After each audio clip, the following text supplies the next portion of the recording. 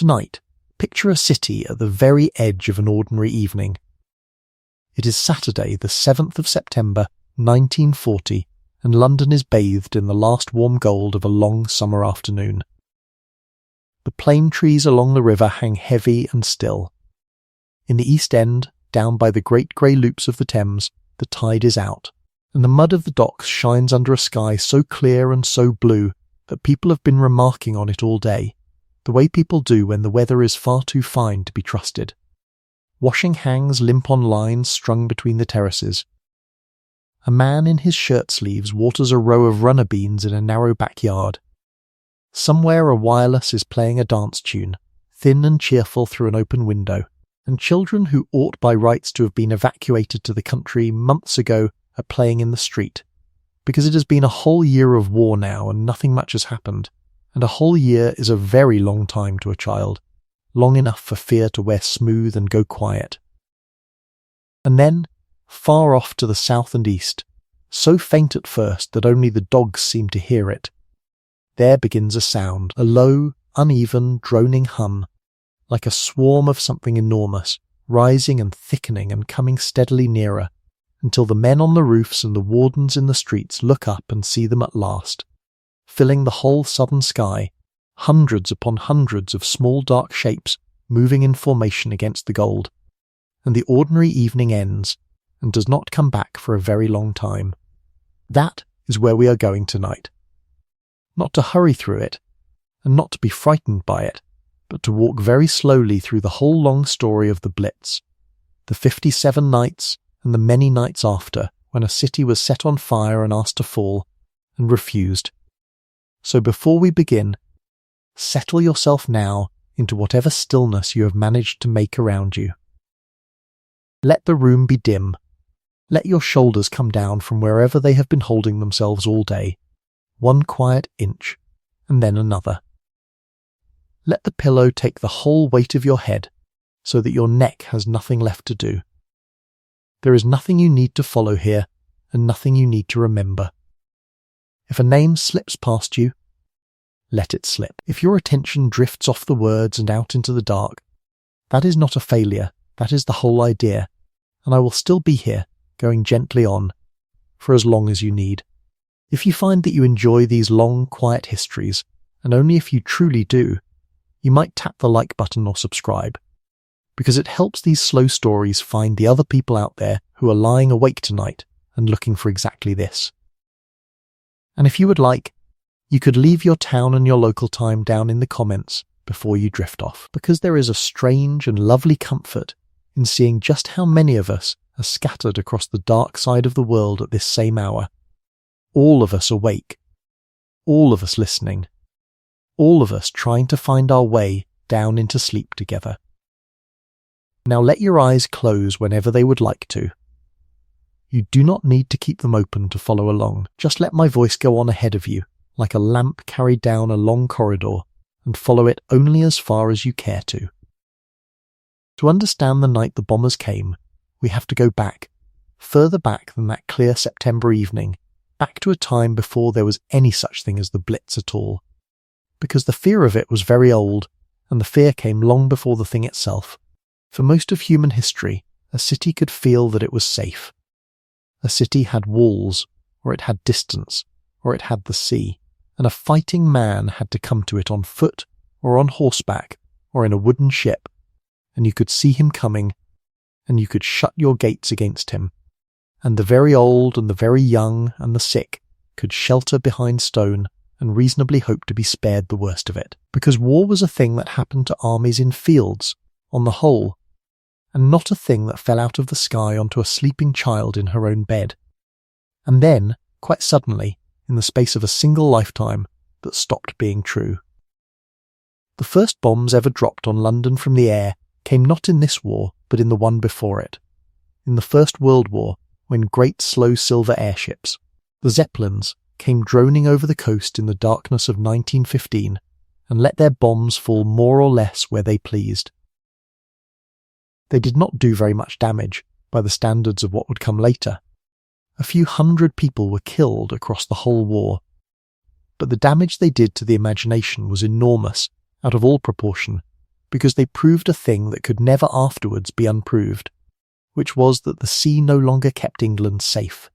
that the old moat of grey water that had turned back the Armada and Napoleon was, from now on, simply a thing you flew over on your way to somewhere more important.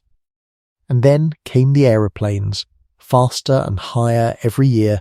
and the airships were forgotten, and by the time the guns of the First World War fell silent, every thoughtful person in Europe understood that the next war, whenever it came, would be different, and that the difference would come from above. In the 1920s and 30s, this understanding hardened into something close to dread. Men who thought about war for a living began to argue that the aeroplane had changed everything, that the bomber would always get through, that no fighter and no gun could reliably stop a determined fleet of bombers from reaching a city, and that therefore the next war would be decided not on any battlefield but over the rooftops of the great capitals, in a single, sudden, annihilating blow. They called it the knockout blow, and they imagined it in terrible detail. They imagined thousands of tons of high explosive falling in the first hours of a war. They imagined poison gas rolling through the streets. They imagined the water mains burst, the hospitals overwhelmed, the dead uncounted, and above all they imagined panic. A great animal panic, in which millions of terrified people would pour out of the cities in a screaming mob, and the whole fabric of civilization would simply tear apart under the strain. This was the official expectation, quietly held in the ministries and the planning committees all through the 1930s. When they sat down to guess how many would die, their figures were staggering. Some estimates suggested that the first few weeks of bombing might kill hundreds of thousands of Londoners and drive many more out of their minds. The government quietly ordered enormous quantities of cardboard coffins and set aside sites where the dead might be buried in lime, and made plans for whole hospitals to be given over not to the wounded, but to the hysterical and the shell-shocked, because they were more afraid of the mind breaking than of the body dying. This, then, was the shadow under which the whole country lived in the years before the war, a low and constant apprehension, half-spoken, that the sky itself had become the enemy, and that when the war came, as everyone increasingly felt it must, it would come first and worst for the people in their homes. It is worth sitting for a moment inside that waiting, because it lasted a long time, and it shaped everything that followed. All through the middle of the 1930s, across the water in Europe, a new and frightening power was rising in Germany, rearming, marching into places it had promised to leave alone, and growing louder and hungrier by the year. And in the same years, in a war in Spain, the world was given a small, sharp, horrifying preview of exactly what the theorists had been predicting, when German aircraft flying for one side in that war bombed an old market town called Guernica on a busy market afternoon, and burned much of it to the ground, and killed a great many ordinary people who had nothing whatever to do with the fighting. The newspapers carried the photographs. A great artist made an enormous painting of it that people have not stopped looking at since. And the lesson landed in every household in Britain, which was that this thing done to Guernica, was what modern war now meant, and that it could be done to Coventry, or to Portsmouth, or to your own street, and that the only real question left was when. So the country began, slowly and clumsily and without much conviction, to prepare. Men dug trenches in the London parks, zigzagging scars across the green grass where the deck chairs used to be, and people looked at them and did not quite believe in them. Silver barrage balloons, fat and shining and oddly cheerful, were floated up over the cities on long steel cables, meant to force the bombers to fly higher and aim worse. Air raid wardens were recruited, ordinary men and women given a tin helmet and a whistle and a rattle and a great weight of new responsibility, and told to learn their streets house by house, and to know who slept in which room, so that when the time came they would know who to dig for. Everyone, every single person in the country, from the oldest grandmother to the smallest child, was issued with a gas mask in a little cardboard box, a horrible rubber and metal thing that smelled of disinfectant and made your own breathing sound like a monster in your ears, and people were told to carry it with them everywhere, always, and for a while they did, and then, as the months of quiet dragged on, they mostly stopped and left them on the hall table, which is a habit that tends to age badly. And in the gardens, in hundreds of thousands of small suburban back gardens, families began to dig again, this time to bury a strange gift from the government, a little shelter of curved corrugated steel that you sank halfway into the earth and covered over with the soil you had dug out, and grew marrows and nasturtiums on the top of, and slept in when the sirens went, cold and damp and smelling of mud, listening to the worms move in the walls. It was called the Anderson Shelter after the minister whose department gave it out, and something like 2.25 million of them were put into English gardens in the last year and a half before the bombs came. So the stage was set, the country half ready and half in denial, the trenches dug and the balloons up, and the gas masks gathering dust on the hall tables, and everybody waiting, without saying so, for the sky to open. When at last the war came, in the first days of September 1939, it did not come the way the theorists had promised. There was no knockout blow. There was no great fleet of bombers on the first morning, no rain of gas, no burning capital. Instead, on the very first day, before the fighting had properly started at all, the country did an extraordinary thing, quietly and with very little fuss. It sent its children away. In the space of a few days, something like 1.5 million people, most of them school children, were gathered up from the cities that were expected to be bombed and put onto trains and sent out into the countryside, each child with a little case or a pillowcase of belongings and a gas mask over one shoulder and a luggage label tied to their coat with their name written on it, as though they themselves were parcels to be posted somewhere safer. It was one of the largest movements of people in the whole history of the country, and it was done out of that same old dread of the knockout blow, the certainty that the cities were about to become death traps, and that the little ones at least must be got out before the sky fell. And so tens of thousands of city children, many of whom had never in their lives seen a cow or a green hill or slept in a room of their own, found themselves standing in village halls in strange counties while unfamiliar grown-ups walked along the rows and chose which of them to take home, and both sides, the children and the country families, discovered a great deal about how the other half of the nation lived. Not all of it comfortable. Much of it sad, some of it the beginning of friendships that lasted the rest of their lives. And then, having sent the children away in expectation of the storm, the country stood and waited for the storm, and the storm did not come. This is the strange becalmed period that the newspapers came to call the phony war, and it lasted, astonishingly, for the better part of 8 months. War had been declared, and men had marched off to France, and the whole apparatus of dread had been set in motion, the shelters dug, and the balloons flown, and the children evacuated, and the coffins ordered. And then, over the cities of Britain, night after night after night, nothing happened at all. The sirens did not sound. No bombs fell. The winter of that first war year was long and hard and bitterly cold, and the great fear that had been wound so tight for so many years simply had nothing to fasten onto, and slowly, human nature being what it is, it began to come loose. People started to feel a little foolish about their gas masks. The trenches in the parks filled up with rainwater and dead leaves. And the children, one by one, and then in a great homesick flood, began to come back to the cities, back to their own streets and their own mothers, because if the bombs were not going to fall after all, then what on earth was the point of being miserable in the country among strangers? By the early months of the following year, a very large number of the evacuated children were home again, back in exactly the places from which they had been so carefully removed, and the whole enormous effort seemed, to many people, to have been a great deal of worry over nothing. It was, of course, not nothing. It was a reprieve, and it would end. Across the Channel the quiet was not peace but preparation,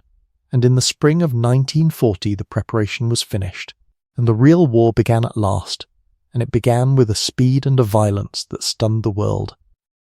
In a matter of a few short weeks, the German armies swept through the Low Countries and into France, driving all before them, and the old certainties that Britain had leaned on for a generation simply fell over one after another like a row of dominoes. The great French army, thought to be the strongest in the world, buckled and broke. The British soldiers who had gone to France were driven back and back until they had their heels in the sea at a place called Dunkirk, and had to be lifted off the beaches in their hundreds of thousands by every boat that could be found, warships and ferries and little pleasure cruisers and fishing smacks. In an escape so narrow and so desperate that people afterwards could hardly decide whether to call it a disaster or a miracle, and mostly settled on calling it both at once. And when it was over and the men were home, the truth of the situation stood out stark and cold and undeniable. France had fallen. The whole coast of Europe from the top of Norway to the border of Spain was in enemy hands, and Britain, the tired, half-armed, deeply frightened island of Britain, stood entirely alone, with a narrow strip of grey water between herself and the most powerful war machine that had ever existed, and no friend left on the mainland of Europe to help her. It was in that summer, the summer of 1940, with the country alone and expecting invasion at any hour, that the new Prime Minister stood up and made the speeches that people still know by heart. The ones about fighting on the beaches and never surrendering. The ones about how if the great struggle that was surely coming should last for 1,000 years, men would still look back and say that this had been their finest hour. And whatever one thinks of the man who said them, and people have thought a great many different things, the words did a real and measurable work, because they took the shapeless private dread that everyone was carrying and gave it a shape and a direction, and turned being afraid into being defiant, which is a far more bearable thing to be. But defiance, however fine, does not stop a bomb, and everyone knew that the invasion, if it came, would have to be preceded by a battle for the sky, because no army could cross that strip of grey water while the Royal Air Force still controlled the air above it. And so, all through the high summer of that year, the first great battle was fought not in the streets at all, but far overhead. In the wide blue sky over the fields of southern England, as the German Air Force came day after day to try to smash the airfields and destroy the fighter planes and clear the way for the invasion barges, and the young pilots of the Royal Air Force, absurdly few of them, went up day after day to stop them. This was the Battle of Britain, and it was fought in daylight, high up, in vapour trails scrawled across the blue, watched from below by farmers and villagers who would shade their eyes and try to follow the tiny wheeling specks, and could not always tell which were which. It went on for weeks, and it hung by a thread, and the handful of pilots who fought it grew so tired that they fell asleep in their cockpits between flights, and had to be shaken awake to fly again. And it matters to our story tonight for one particular reason, which is the reason the bombing of the cities began at all. For as long as the German Air Force was trying to destroy the airfields and win the battle in daylight, the cities were, more or less, left alone. It was only when that daylight battle began to go badly, only when the attackers grew frustrated and decided to change their whole method, that the weight of the bombing lifted off the airfields and came down instead upon the people. And the thing that turned the key, the small accident that swung the whole war onto the cities, happened by mistake on a night at the end of August, when a few German bombers, lost in the dark and off their course, dropped their bombs on London itself instead of on the factories they had been sent to find. It was against the orders they had been given at that stage of the war, and it was almost certainly an error, a matter of a wrong turning in the blackout. But bombs had fallen on London, and the response was swift, and the response was to send British bombers the next night to drop bombs on the enemy's own capital, and that in turn provoked a fury,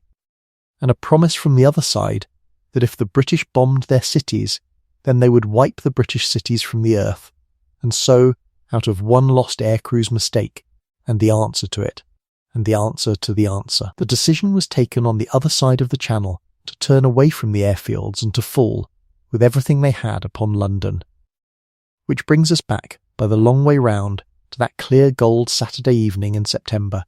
and the low droning hum rising in the south, and the hundreds of dark shapes filling the sky over the docks.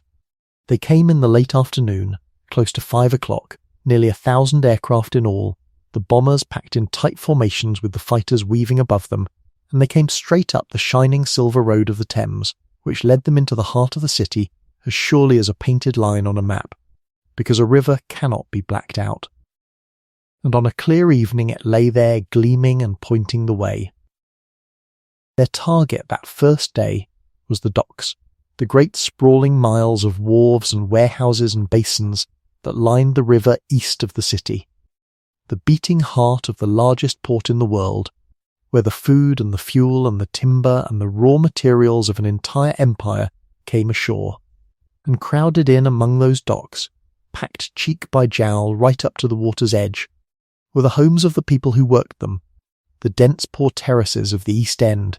streets upon streets of little houses with no gardens and no room to dig a shelter, where families had lived and laboured for generations within sight and smell of the ships. When the bombs began to fall on the docks that evening, they fell on all of it together, the warehouses and the houses, the cranes and the corner shops, because the two were tangled up in one another and could not be pulled apart. And what fell was not only high explosive, but fire. The bombers rained down thousands upon thousands of small incendiary bombs, slim little sticks of metal that burst into a fierce white-hot flame where they landed and could not easily be put out, and they landed in their tens of thousands upon a district that was, when you thought about what it was made of, almost purpose-built to burn. The warehouses were full of the most flammable cargoes imaginable. There were warehouses packed to the rafters with timber which caught and roared. There were warehouses full of paint and spirit and rubber which burned with black choking smoke. There was a great store of sugar,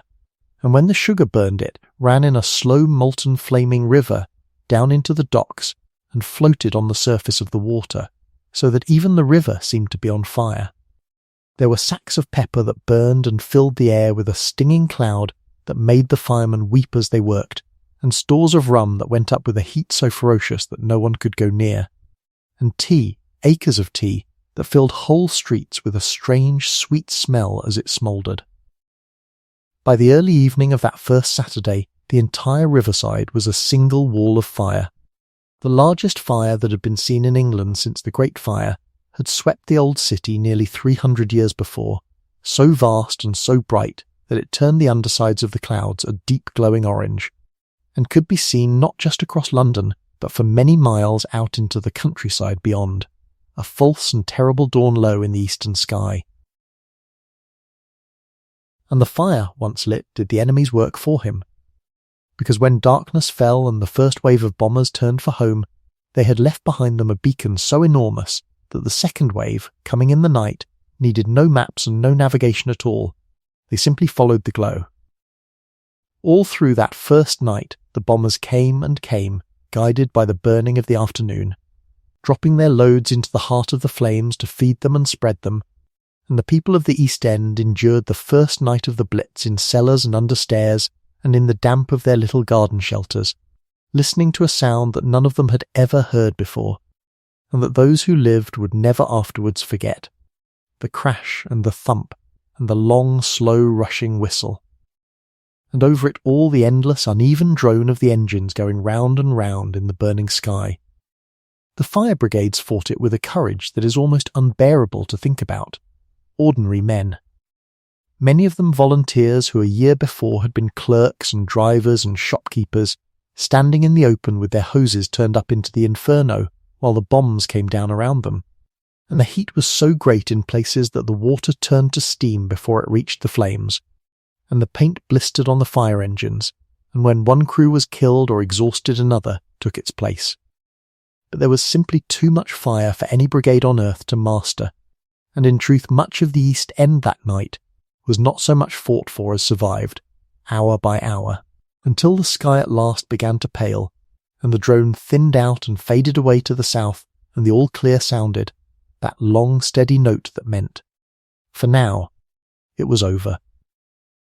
And the people came up out of their shelters into the smoke and the grey light of Sunday morning and looked at what was left. Whole streets were simply gone, flattened into heaps of smoking brick from which the rescue men were already digging. Familiar landmarks had vanished. The air was thick with smoke and brick dust, and the sweet and bitter smells of all those burning cargoes. Hundreds of people had been killed in that single night, and many more lay hurt, and thousands upon thousands had lost, In a few hours, everything they owned in the world. Their homes and their furniture and their photographs and their clothes, and stood now in the street in what they had slept in, holding a child or a kettle or nothing at all, with nowhere to go. This was Black Saturday, the 7th of September, the true beginning of the Blitz, and it set the pattern for what was to come. That night the bombers returned, and the next night, and the next, for 57 nights without a single break, night after night after night, the bombers came back to London, and this is the fact about the Blitz that is hardest, lying safe in a warm bed to really take hold of. Not one raid, however terrible. Not a week of raids. 57 consecutive nights, nearly 2 whole months, in which, every single evening as the light failed, the people of London had to make their way down into whatever hole in the ground they had, and lie there in the dark, and listen, and not know, until the morning, whether their own house or their own street or their own family would still be there when the sun came up. It is one thing to be brave for a night. Almost anyone can be brave for a night. It is a wholly different and far greater thing to be brave for 57 nights in a row, and then to go on, because after those first 57 nights the raids did not stop, they only grew a little less regular, and stretched out across the whole long winter and into the spring beyond, so that in the end London was bombed on and off for the better part of 8 months. So the great question, once the bombing had truly begun, was no longer whether the raids would come, but where on earth a person was supposed to go while they were happening. And the answer, it turned out, was a patchwork of many different holes in the ground, none of them quite good enough, each with its own particular discomforts. And the story of the shelters is really the story of how millions of ordinary people learnt to live a second, hidden, nocturnal life beneath the city while their ordinary lives went on above it in the daylight. For those lucky enough to have a garden, there was the Anderson shelter we spoke of earlier, the little arch of corrugated steel half buried in the earth. It was, it must be said, a miserable place to spend a night. It was cold, for it was essentially a hole in the ground with a metal roof, and the English winter came seeping in through the walls. It was damp, and it flooded, so that families often found themselves sitting with their feet up on boxes above a foot of freezing water, bailing it out with a saucepan between the crashes overhead. It was cramped, meant for 6 people who had to sit almost knee to knee. But it had one enormous virtue that outweighed all its faults, which was that it worked. Sunk into the earth and heaped over with soil, the Anderson shelter could take a great deal of punishment. A house might be flattened, and the little steel shelter in its garden would be found afterwards, buckled and filthy and half buried in rubble, with the family inside it shaken and deafened but alive, and because of this, for all their cold and damp, the Andersons saved a very great many lives. For those who had no garden, and in the packed terraces of the inner cities, that was a very great many people indeed, the government later brought out a different device. An indoor shelter that was in effect an enormous, immensely strong steel table. You put it in your front room and slept underneath it, and if the house came down in the night the great steel table stood up under the weight of the fallen floors above, and held open a small pocket of life in the crushed ruin, and the rescue men would dig down and find the family alive in their steel cage beneath the wreckage of their home. It was called the Morrison shelter, after another minister, and by day covered with a cloth, it served as the kitchen table, so that families ate their meals on top of the very thing they slept under at night, which is about as neat a summary of that whole strange time as one could ask for. But the shelters that people remember best, the ones that became the enduring image of the whole Blitz, were not in the gardens or the front rooms at all. They were far below the streets, in the tunnels of the Underground Railway, the Tube. In the beginning, the authorities did not at all want people sheltering in the Tube. They worried, and not unreasonably, that if the public once went down into those deep warm tunnels, they would develop what they called a shelter mentality, a kind of burrowing terror, and simply never come up again, and that the war effort would grind to a halt as millions of frightened citizens refused to leave the ground. So at first the underground stations were kept for their proper purpose, and the deep shelter was officially discouraged. But the people, in the end simply overruled them, quietly and without any great fuss, in a way that is rather wonderful to think about. They bought a penny halfpenny ticket, which entitled them to be on the platform, and then they simply did not get on the trains. They spread out their blankets, and they stayed. Night after night the crowds grew, until the authorities saw that the thing was unstoppable, and wisely gave in and set about making the best of it. And so the deep stations of the London Underground became every night vast subterranean dormitories where tens of thousands of people came down each evening with their blankets and their thermos flasks and their children and settled onto the platforms to sleep. Whole families had their regular pitch, the same few feet of concrete every night, marked and defended and made almost homely. Bunk beds were eventually put up along the platform walls, 3 tiers high. Canteens were organised, trundling along the platforms with tea and buns and cocoa. There were sing-songs and card games and lending libraries, and even little concert parties got up by the shelterers themselves to pass the long evenings. Children did their homework by the dim lights and fell asleep to the rumble of the last trains, and were carried up into the grey dawn still sleeping. It was not comfortable. The air grew thick and warm and stale, heavy with the smell of so many bodies and so many feet and the strange dusty electric smell of the tunnels. The floors were hard. The lavatory arrangements in the early days were dreadful.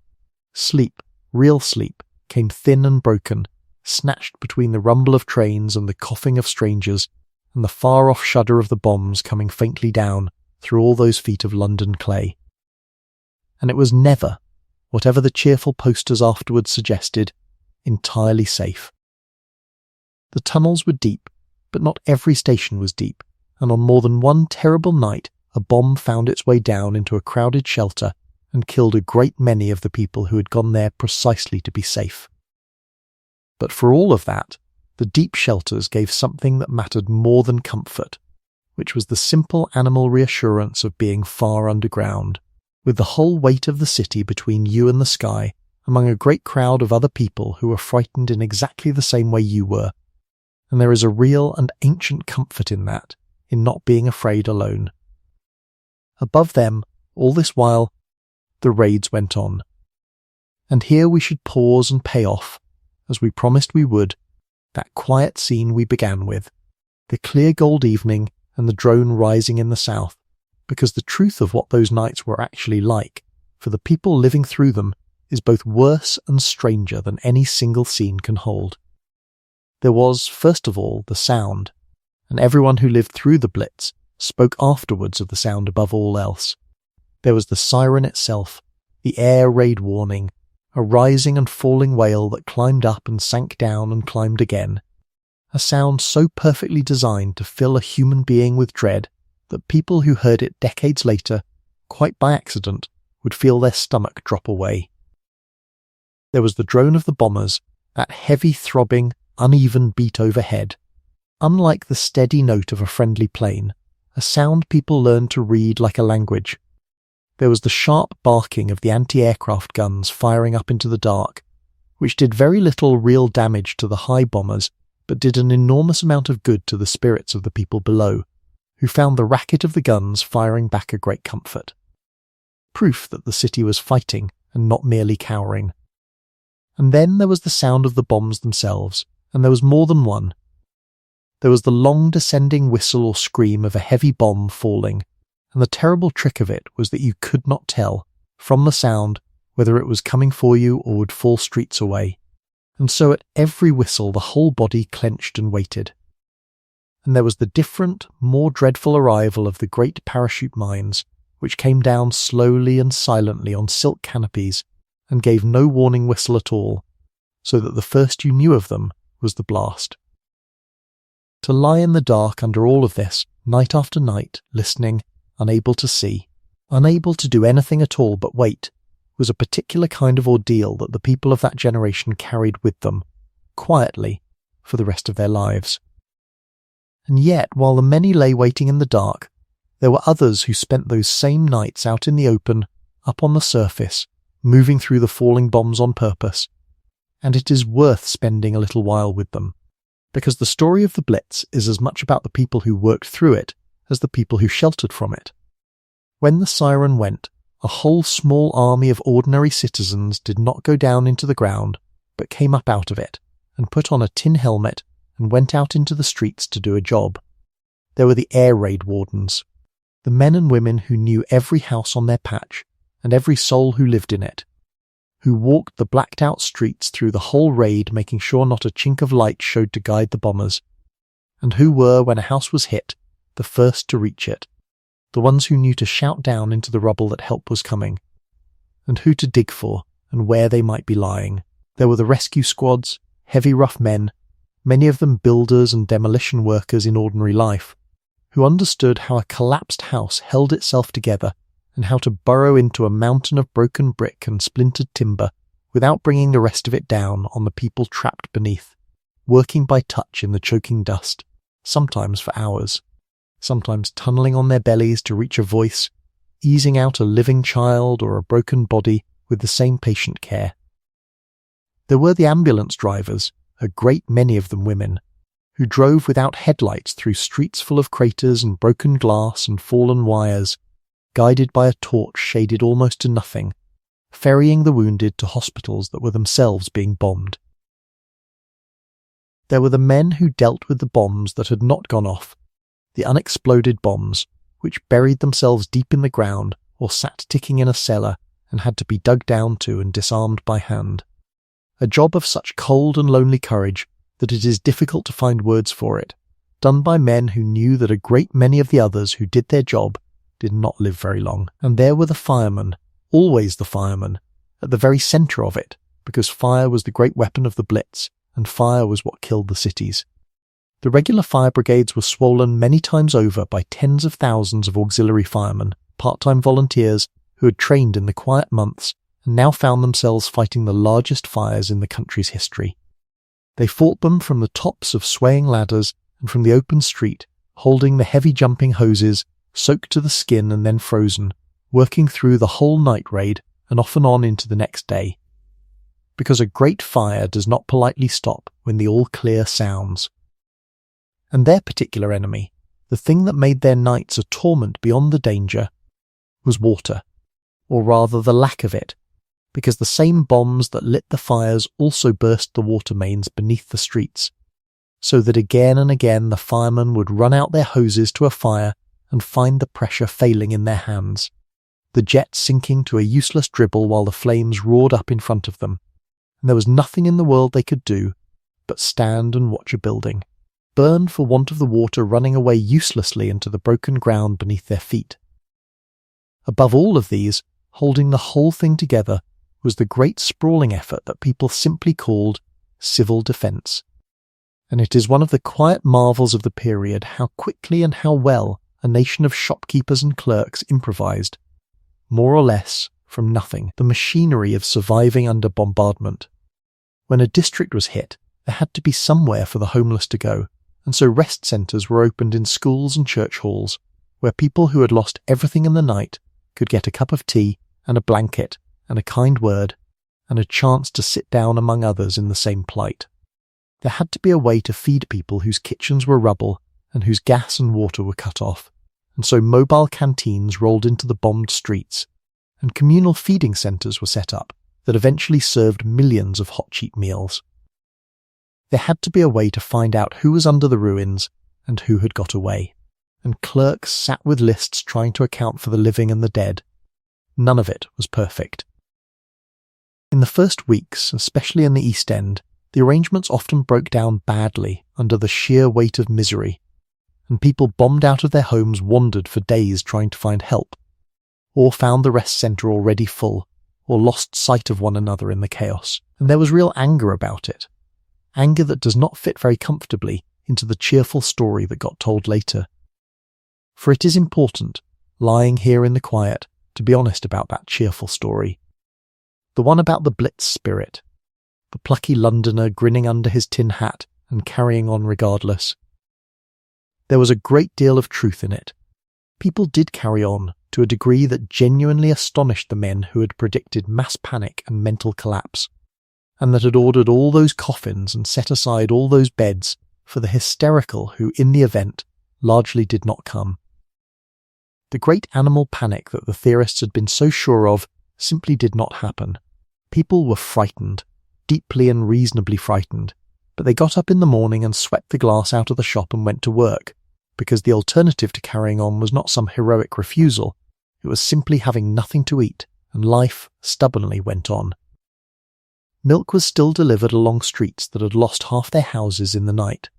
Postmen picked their way over the rubble to push letters through the doors of houses that no longer had a back wall. Shops that had been blown open put up cheerful hand-painted signs saying they were more open than usual,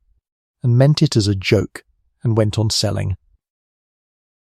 And this steadiness, this refusal to be knocked off the ordinary rails of life, was real, and it was quietly heroic, and it was also, we should say plainly, partly a story that a frightened nation told itself because it needed to be told, and partly a story the government encouraged, because a defiant people is a great deal easier to govern in a war than a despairing one. Underneath it there was also grief, and terror, and exhaustion, and short tempers, and a good deal of quiet crime in the blackout, and moments of real ugliness. There were nights, especially in the worst hit and poorest districts, when the strain showed badly, when people trekked out of the city at dusk to sleep in the fields or in the caves in the chalk hills rather than face another night among the bombs, and who could possibly blame them? The truth is that the Blitz spirit and the private breaking point lived side by side in the same people, often in the same person on the same night, and it does no honour to those who lived through it to pretend that the courage came without the fear. It came drenched in fear. That is exactly what made it courage. In those first days, there was a real danger that the bombing would open old wounds in the country rather than heal them, because the bombs, at the start, were falling so heavily on one particular kind of place. It was the East End that burned first and worst, the poorest and most crowded part of the whole city, and the people there noticed, bitterly, that it was the poor who were being bombed while the comfortable streets of the West lay, for the moment, untouched. There was angry talk in those first nights about whether the rich would ever have to suffer as the East Enders were suffering. And there were even, on 1 or 2 nights, small crowds of bombed-out East Enders who went west in protest to demand better shelter, and the feeling in the air was, for a short while, genuinely dangerous, the kind of feeling out of which, in another country, in another war, real trouble might have grown. And then 2 things happened, close together, that took a great deal of the poison out of it. The first was that the bombs began, quite soon, to fall everywhere, on the west as well as the east, on the fine squares and the great shops and the government offices, so that the sense of one district being singled out faded as the whole city came under the hammer together. And the second was that the war reached, of all places, the king's own house. In the middle of September, a German bomber flew straight up the line of the road that leads to Buckingham Palace, and dropped its bombs squarely onto the palace itself while the king and queen were inside it, wrecking part of the building and very nearly killing them both.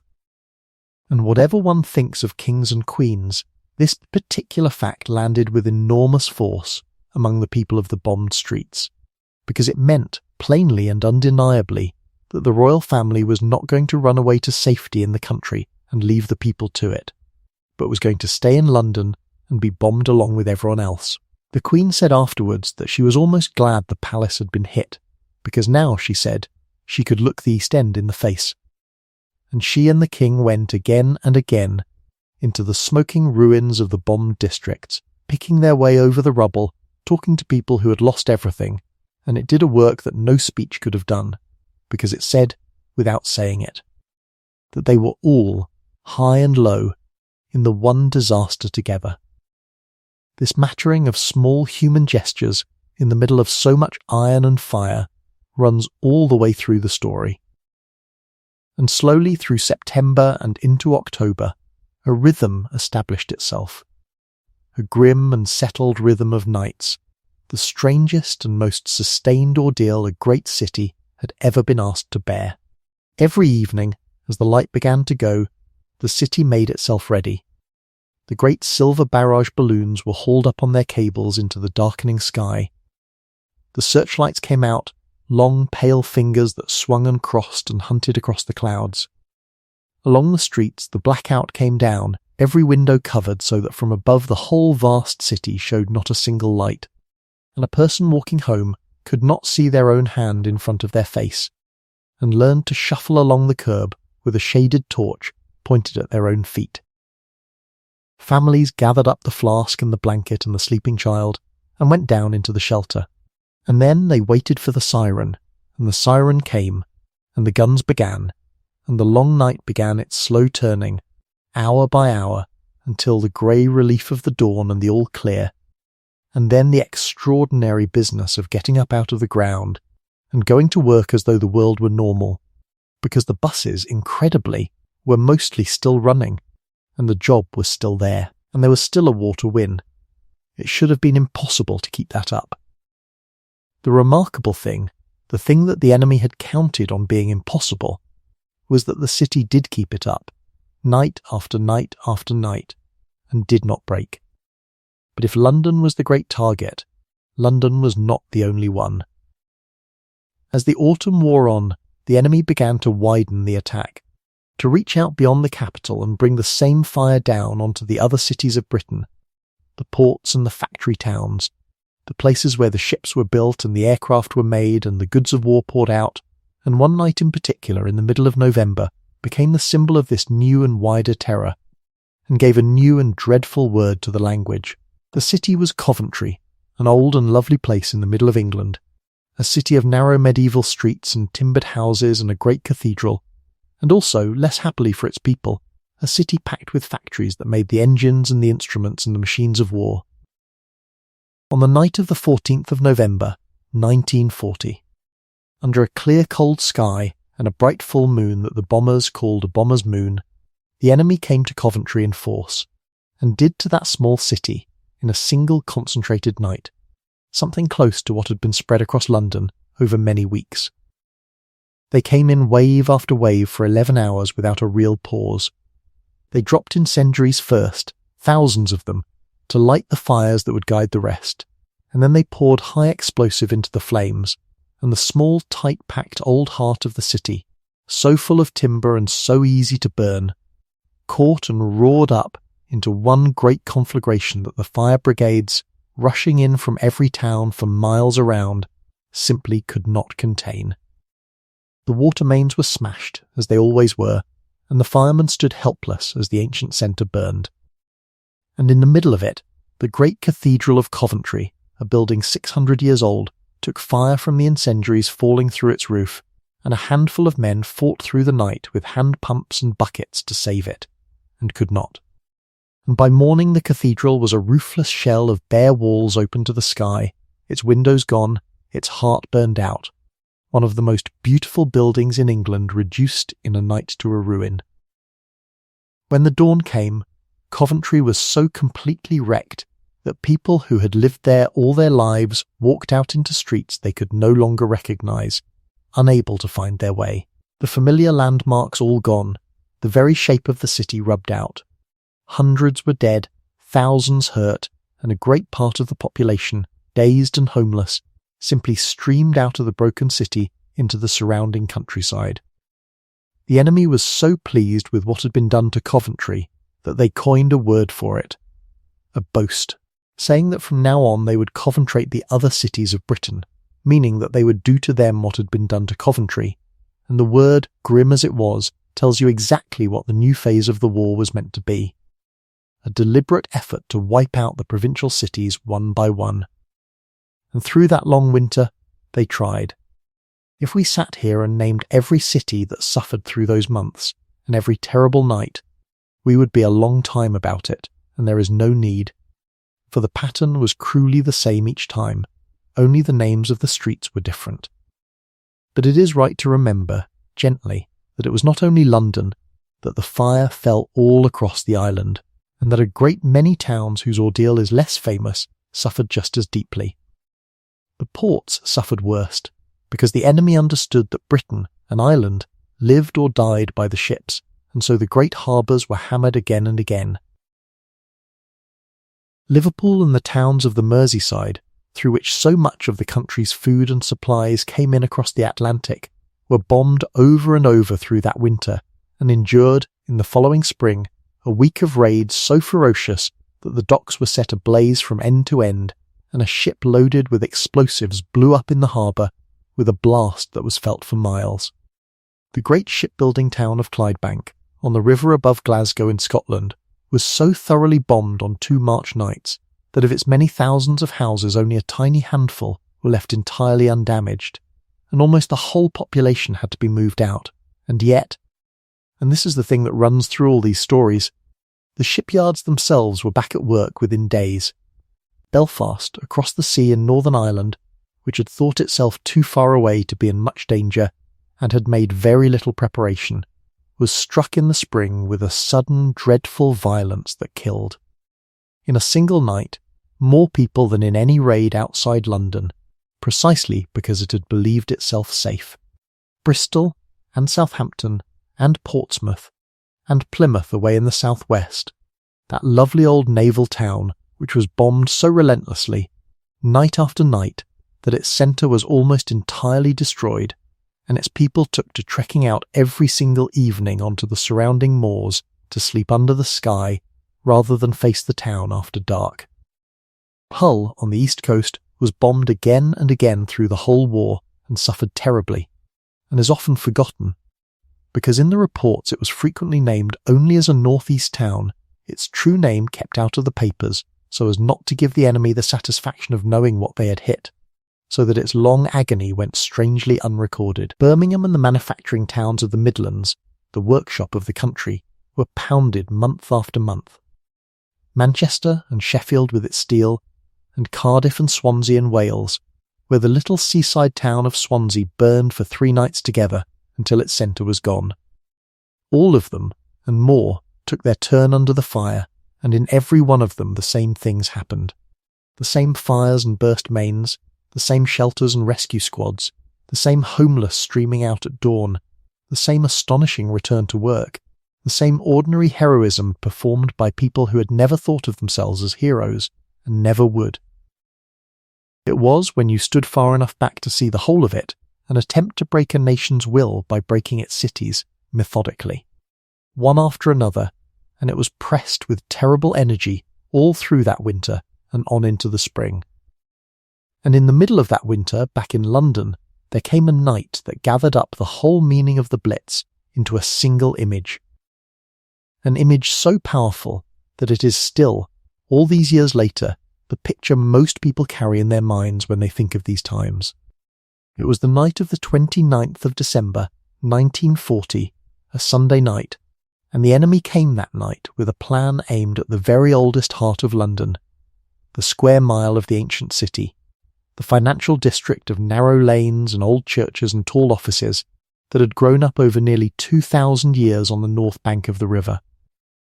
They chose their night with care. They knew that on a Sunday night the city would be empty, its offices and warehouses locked and deserted, with no one there to watch for the fires and put them out in the first small minutes before they took hold.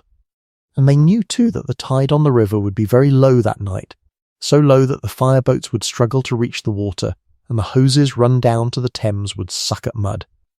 And they came, as at Coventry, with fire above all, raining down many thousands of incendiary bombs onto the locked and empty city in a great concentrated shower, so that within an hour there were not a few fires but hundreds of them,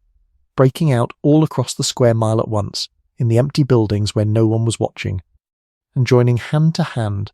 and growing together into one enormous fire that swept through the old streets exactly as the Great Fire had swept through them nearly 300 years before, so that people afterwards called that night the Second Great Fire of London. The old city burned as it had not burned since 1666. Whole streets of it were consumed. Ancient churches, several of them built by the great architect who had rebuilt the city after the First Great Fire, were gutted and destroyed, 8 of them in that single night. The Guildhall, the very heart of the city's ancient government, was set ablaze, and in the very middle of the burning district, surrounded on every side by the spreading sea of fire, stood the great domed cathedral of St. Paul's, the masterpiece of that same architect, the largest and most famous church in the country, its huge grey dome rising over the rooftops as it had risen for 250 years. That night, the fires crept closer and closer to the cathedral from every side, and incendiary bombs fell onto the cathedral itself. Dozens of them, lodging on its roofs and in its high stone galleries, and one of them lodged in the great lead dome itself, and began to burn there, high up, in the one place that could have doomed the whole building, for if the dome had caught, the cathedral would have been lost. And it is at this point that the story of that night becomes, quietly, one of the great small heroic stories of the war. Because St. Paul's did not burn, and it did not burn because a group of ordinary men had decided, long before, that it would not. There had been formed, for exactly this danger, a body of volunteers called the St. Paul's Watch, men who knew the cathedral intimately, its roofs and crypts and hidden stairs and galleries, and who took it in turns, night after night, to patrol the whole vast building through the raids, with stirrup pumps and buckets of sand and long-handled scoops, watching for the incendiaries and dealing with each one the moment it fell, before it could take hold. On that terrible night they were all over the building, high up in the dark under the dome, and out on the exposed roofs with the fire roaring on every side. And when the bomb lodged burning in the dome itself, in the very place they most feared, it happened, by something very like a miracle, to fall outward as it burned through, dropping down onto the stone gallery where it could be reached and smothered, rather than inward into the timbers, where nothing could have saved it. And so the dome was held, through the whole of that night of fire, by a handful of tired men with buckets, while the city burned around them. And near the end of the night, a photographer standing on a rooftop some way off looked across the burning city through a brief gap in the smoke, and saw the great dome of St. Paul's standing serene and untouched and softly lit above a churning sea of fire and smoke, floating there as though the flames could not reach it, and he took a photograph, and that photograph appeared in the newspapers. And it became at once, and has remained ever since, the single defining image of the whole Blitz. The cathedral, unbroken, above the fire. It was worth so much because of what it seemed to say, that the thing could be burned around and battered and hemmed in by fire on every side, and still, somehow, at the centre it would hold. That was the message the whole country took from it, and it was a message the whole country needed. It is worth remembering, though, lying here in the quiet, that while the picture showed the dome serene, the men who kept it serene did so soaked in sweat and black with smoke, terrified, with their arms shaking, doing an ordinary careful job over and over in an impossible place, which is very often what a miracle turns out to be made of when you look at it closely. Now, all through these months of fire, a quieter and more technical battle had been going on, a battle that the public knew almost nothing about at the time, and it was the battle to find a way of stopping the bombers at night, for that was the deep problem at the root of the whole Blitz. In the daylight battle of the summer, the fighters had been able to see the enemy and climb up and fight him. But at night the bombers came in darkness, and a fighter pilot in the black sky, however brave, simply could not find them, could not see a dark aeroplane against a dark sky, in a sky that went on for miles in every direction, and so at first the night raiders flew almost unopposed. And this was intolerable, and a great secret effort was thrown into solving it.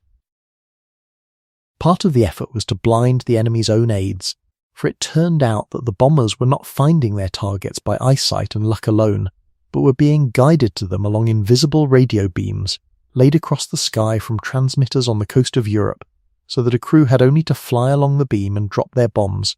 where a second beam crossed it. When the British discovered this, a strange and brilliant contest began, fought entirely with radio waves in the dark, in which British scientists learned first to detect the enemy's beams, and then to bend and jam and false them, so that bombers following a beam in perfect faith might be led to drop their loads harmlessly onto an empty field far from the city they had been sent to destroy. It was a battle of wits fought in complete silence and secrecy, and the people huddled in the shelters below never knew, on the nights it went well, that some of the bombs that did not fall on them had been quietly coaxed away by a handful of clever men bending beams in a hut. And the other part of the effort was to give the night fighters eyes of their own, and this was done by putting a small and secret device into the fighters themselves, a device that could sense an aircraft in the dark by bouncing invisible waves off it and listening for the echo, so that a specially fitted night fighter, guided from the ground and then hunting on its own, could creep up unseen through the darkness onto a bomber it could not have seen with its eyes and destroy. It. This was radar, though the word was kept secret, and to hide where the new skill was really coming from a story, was even put about that the night fighter pilots could see so well in the dark because they ate a great many carrots, a pleasant fiction that a good many people cheerfully believed. It took time, all of this, longer than the frightened public would have liked, and through the worst of the winter the defences were still weak, and the bombers still came through more or less as they pleased. But slowly, as the spring came on, the balance began to shift. The night fighters, with their secret eyes, began to find the bombers and to shoot them down in numbers that at last began to hurt.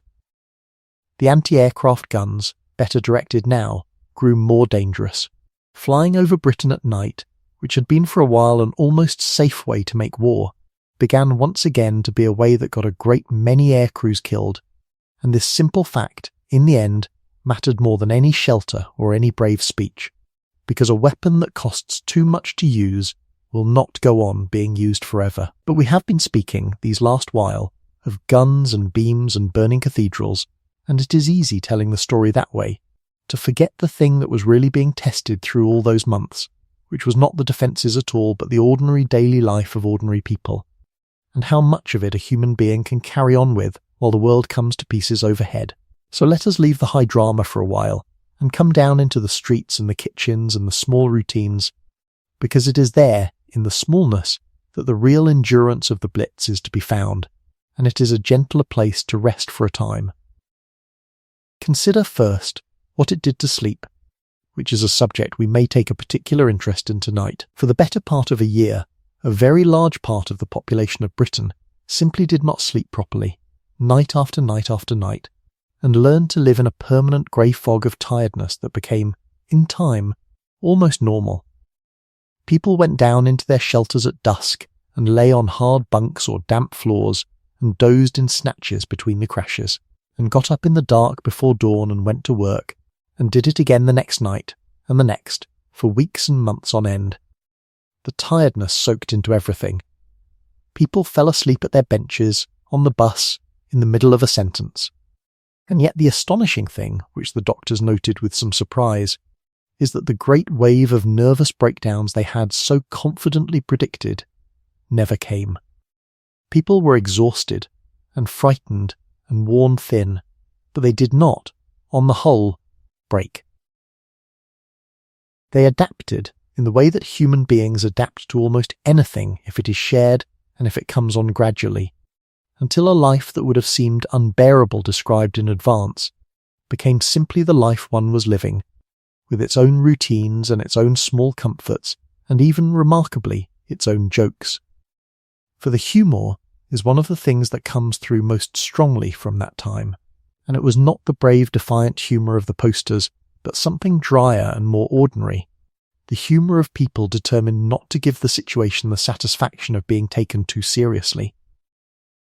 A shopkeeper whose front had been blown clean off would chalk up a sign saying that business was carrying on as usual, and that they were now, if anything, more open than before. A milkman picking his way over the rubble of a bombed street would call out his usual cheerful greeting to a woman standing in the wreckage of her home. People named the German bombs and the anti-aircraft guns as though they were tiresome neighbours. There is a particular kind of comedy that only frightened people are capable of, a way of laughing at a thing precisely because it is too large and too terrible to be met any other way, and the people of the Blitz had it in abundance, and it did them a great deal of good. And ordinary life, incredibly, went on underneath the extraordinary. The shops opened, even the bombed ones, the pubs filled up in the evenings before the raids, and people drank their pints and played darts and sang around the piano, and if the siren went they mostly finished their drinks first. Dance halls stayed open, and young people went out dancing through the whole Blitz, dancing to the big cheerful swing bands of the day, and when the bombs came close the band would play a little louder and the dancers would dance a little harder. Because to be young, and to want to dance, and to want to fall in love does not politely wait for a war to be over. Cinemas were packed all through it. For a couple of hours in the warm dark watching a film was one of the few ways to climb right out of the war for a little while, and the picture houses would put a slide up on the screen when the siren sounded, telling the audience that an air raid was in progress and that anyone who wished to leave might do so, and, more often than not, hardly anybody moved, because they had paid their money and they wanted to see how the film ended, and, besides, one place was about as safe as another. On the wireless, the programmes went on. The news and the music, and above all the comedy, shows that the whole country gathered around its sets to hear, because a nation that can still laugh at the same joke on the same evening is a nation that still feels itself to be one thing. And that mattered more than anyone could quite measure. There were concerts too of a finer kind, in the very middle of the war, in a great gallery in London, whose paintings had all been taken away to safety in a slate mine in the mountains of Wales. A famous pianist began giving lunchtime concerts of the loveliest music. Day after day, right through the bombing, and people came in their hundreds in their lunch hours to sit in the empty picture gallery and listen. And when the raids were on, the concerts simply moved down into a lower room and carried on. And there was something in that, in the beauty of the music going quietly on under the bombs, that fed a hunger the food queues could not touch. And through all of it, people worked. This is the part that the enemy had most badly misjudged, for the whole point of bombing the cities had been to smash the factories and stop the flow of weapons and break the country's ability to fight, and it did not happen. The factories were bombed, and workers were killed at their machines, and roofs came down and walls fell out, and again the same thing occurred, which was that the workers came back the next morning, and swept up the glass and rigged up what shelter they could over the machines that still turned, and went on making the aircraft and the shells and the ships, often with the broken sky showing through the roof above them. Production dipped after a bad raid, and then climbed back, stubbornly, every time.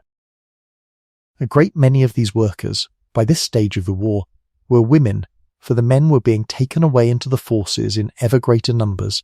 and the women moved into the factories and the foundries and the railway yards and the fields in their millions, doing work that the country had always insisted only men could do, and doing it perfectly well, so that the war, among all the other things it did, quietly overturned an old idea about what women were for, and that particular change, once made, was never really unmade. And over all of this ordinary life there lay, every single night, the strange soft dark of the blackout, which was itself one of the great changes the war worked upon the country, and which is worth pausing on, because it made the nights of that time unlike any nights before or since. From the first days of the war, not a chink of light was allowed to show from any window or door after dark, anywhere in the whole country, for a single lit window might guide a bomber, and so every household hung heavy black curtains, or fixed up frames of black painted board, and fumbled its way about the house in the smallest glow it could manage, and stepped out of the front door into a darkness that people who have grown up with electric streets can scarcely now imagine. The street lamps were all out, the lit shop windows were all dark. The very cars crept along with their headlamps masked down to thin slits pointed at the ground, and into this darkness the whole population had to go on living,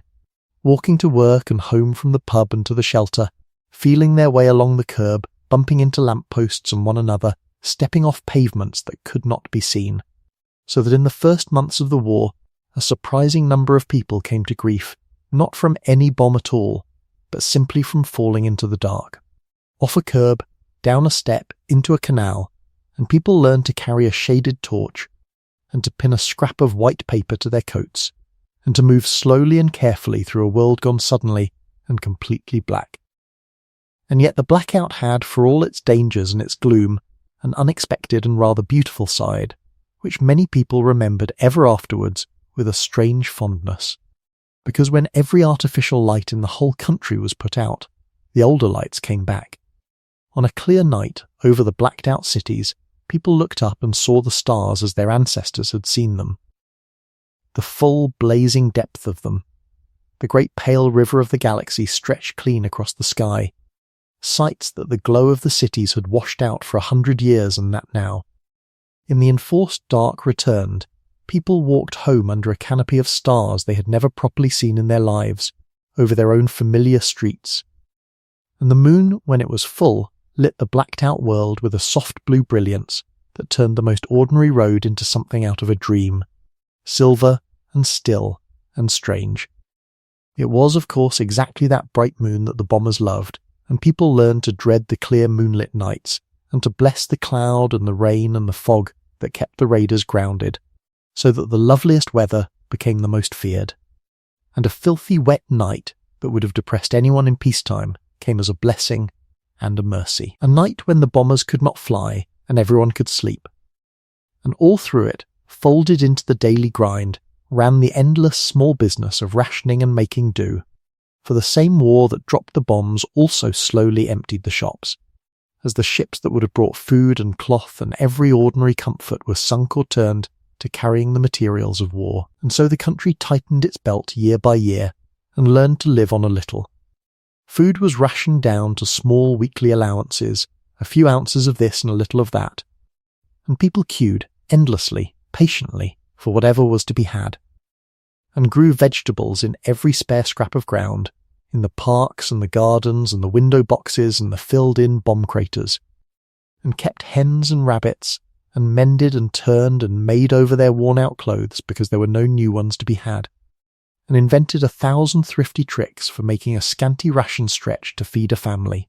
and grumbled about it cheerfully, and were, by some measures, healthier for the plain hard fare than they had been before. It was a narrow, grey, patched sort of life, that home front life,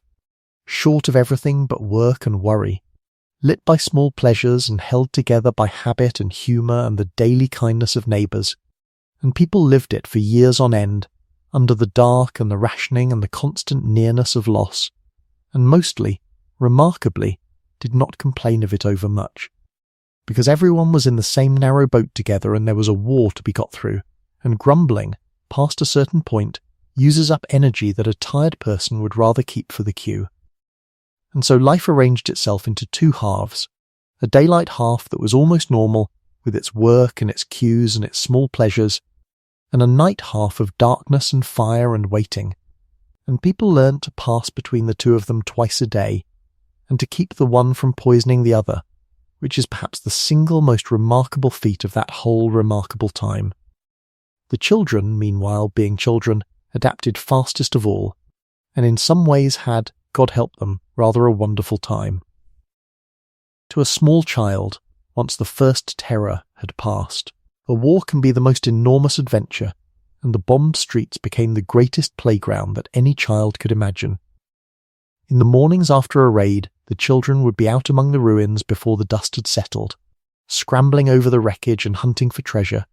and the treasure they prized above everything else was shrapnel, the jagged little fragments of the anti-aircraft shells and the bombs, still sometimes warm from the night, which they collected and swapped and hoarded and compared, a whole secret economy of the young carried on in the ruins of their parents' world. A particularly fine piece of shrapnel, large and jagged and heavy in the hand, still smelling faintly of the night's fire, was a treasure worth a great many ordinary bits, and the tail fin of an incendiary, or the twisted nose-cap of a shell, could make a boy the envy of his whole street. The children knew, too, the geography of their bombed world better than any grown-up, which houses could be climbed and which were about to fall, which cellars held rainwater deep enough to sail a paper boat, where the best slides of rubble were for scrambling up and sliding down, and they moved through the wreckage with the sure-footed confidence of creatures perfectly at home, while their mothers, who knew rather more about what the wreckage meant, watched from the doorsteps and called them in, and were not always obeyed. It was a childhood no one would have wished upon them, lived out among broken houses and sudden loss, with fathers away and nights spent underground, and yet a great many who lived through it remembered it, when they were old, not with horror at all, but with a kind of guilty brightness, as the greatest adventure of their lives, which tells you something true and slightly uncomfortable about how differently the very same fire can fall upon a frightened grown-up and an excited child standing side by side in the very same street. They knew the different aircraft by their sound, and the different guns by their bark. They played at air raids and rescue squads. Whole bombed houses, standing open and abandoned with their front walls gone, so that you could see the wallpaper and the fireplaces of the vanished rooms 2 and 3 stories up, became dens and castles and forbidden kingdoms. It was, of course, appallingly dangerous, and a good many children came to grief in the ruins and among the unexploded bombs, but the point worth holding on to, lying here in the dark, is that the human young are almost impossible to fully frighten, that they carried on being children through the very worst of it, playing their games and doing their sums by shelter light, and falling asleep against their mothers on the underground platforms with perfect trust, and that this too, this ordinary unbreakable childishness, was a kind of victory that no bomb could touch. And people fell in love, all through it, perhaps more readily than in peacetime, because a war strips life down and speeds it up and makes tomorrow feel far from certain, and when the world may end tonight, people do not see much reason to wait. Couples met in the blackout and the shelters and the dance halls and married in haste, in weeks rather than years, snatching a few days together before the man went back to his ship or his squadron. Weddings went ahead in churches that had lost their windows, the bride in a borrowed dress because there was no cloth to be had, the whole thing arranged around the raids. It was a time of quick marriages and long partings and letters carried back and forth across the world, of a happiness made sharper and more precious by the constant nearness of loss. And there is something in that, in the way people reached for love and ordinary joy in the very teeth of the fire. That is perhaps the truest answer of all to the men who had thought they could break a people by frightening them. You do not break a people who keep on dancing and keep on marrying and keep on being born right in the middle of your worst. There were, in among all these ordinary people carrying on, certain kinds of work that deserve a particular and gentle mention, because they were done in the very teeth of the danger and by people who had every excuse to be sheltering with the rest, and chose instead to be out in it, and the first of these was the work of the hospitals. A hospital cannot go down into a shelter. When the raids came, the wounded came with them in a flood, brought in through the night on stretchers and in ambulances, and sometimes simply carried in the arms of a neighbour, burned and broken and grey with brick dust.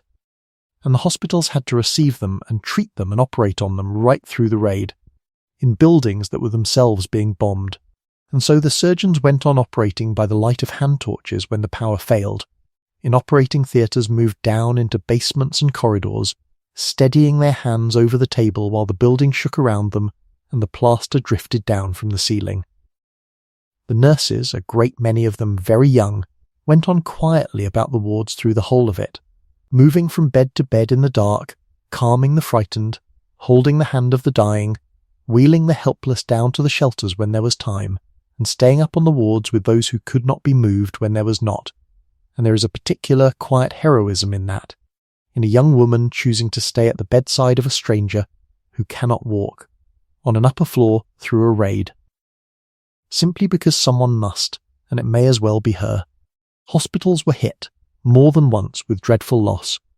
and still the work went on the next night, and the night after, because sickness and injury do not observe the blackout, and babies in particular insisted on being born right through the very worst of it,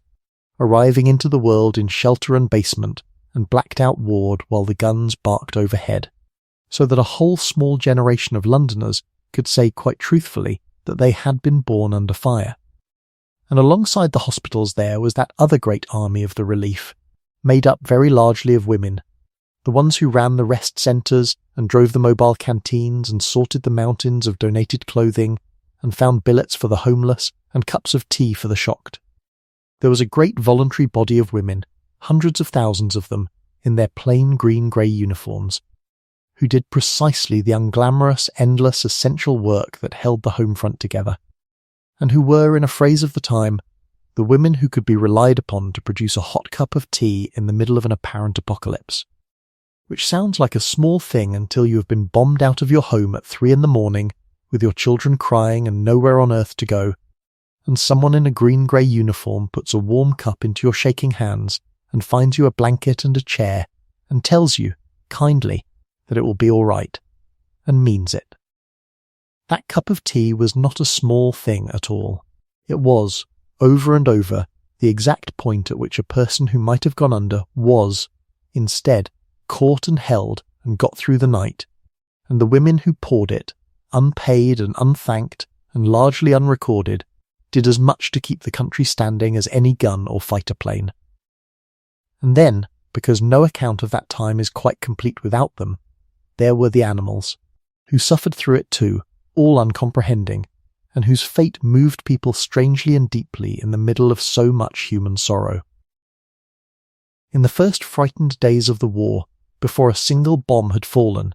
a wave of panic had led hundreds of thousands of families to have their pets put down. Dogs and cats destroyed in their hundreds of thousands in the space of a week,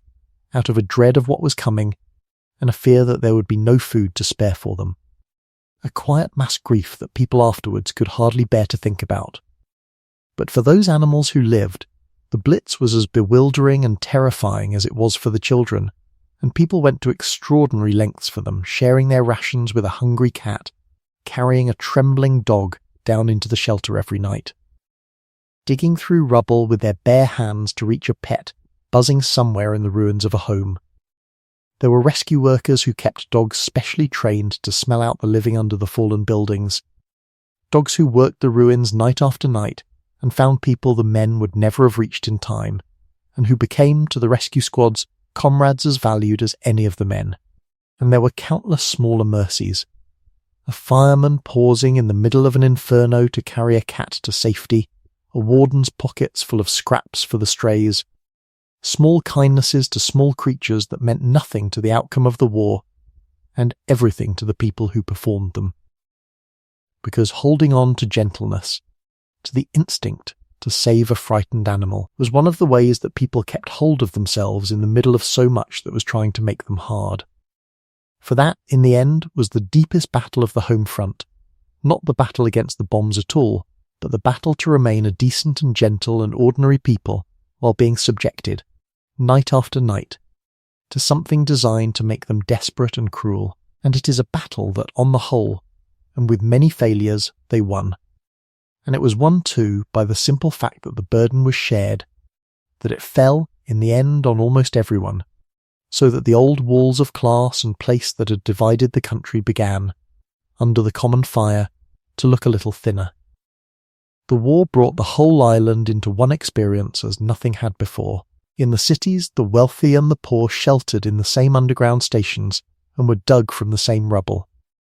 Across the countryside, the evacuated children of the slums lived in the houses of strangers, and each half of the country learned, sometimes with a shock, how the other truly lived. Men too old or too young or too needed at home to join the army put on an armband and a uniform in the evenings and drilled as a home guard, a great amateur militia of clerks and farmers and grandfathers, armed at first with almost nothing, ready to defend their own villages with pitchforks and old shotguns if the invasion ever came. And though the invasion never came, and the home guard never fired a shot in anger, the sight of them, drilling on the village greens after work, was part of the same great turning of a whole people toward a single task. Everyone, it seemed, had a part now, a duty, a something to do, and this universal sharing of the danger and the work did a quiet and lasting thing to the country, planted a seed that would flower after the war into a determination that a people who had suffered so much together, and so equally, should build something fairer together when it was over, so that out of all that fire and loss there came in time not only rebuilt cities, but a rebuilt sense of what the people owed to one another. But that too lay in the future, unguessed, on the far side of years of war still to be fought. And yet, for all that endurance, the worst was not over, and before the Blitz released its grip on London, it gathered itself for one last and most terrible blow, the heaviest raid of the entire war upon the city, on a bright moonlit night in the middle of May, in the spring of 1941. By then the people of London had endured 8 months of it, and were worn down to a kind of grey patience, and the raids, though still coming, had grown a little less frequent as the enemy turned his attention elsewhere, so that there was a faint, unspoken hope beginning to stir that the worst might at last be behind them. it was into that fragile hope that the great raid fell. On the night of the 10th of May, under a full moon and a clear sky and a low tide, the very worst conditions for the city and the best for the bombers,